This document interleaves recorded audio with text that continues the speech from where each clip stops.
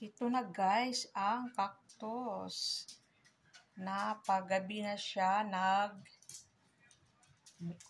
ng kanyang bulaklak. Yan. Yan yung bulaklak niya guys. Ang ganda-ganda guys. Si Rainbow Board. Rainbow Board. Yan. Isang tangkal guys. Isang tangkal ang haba ng kanyang bulaklak. Yan. So, kanina, pinicturan ko siya. Hindi pa siya nagbuka. So, ngayon, 9 o'clock in the evening, ayan, nakita ko siya sa baba. Yun. Yung itsura ng kanyang bulaklak. Ang laki-laki.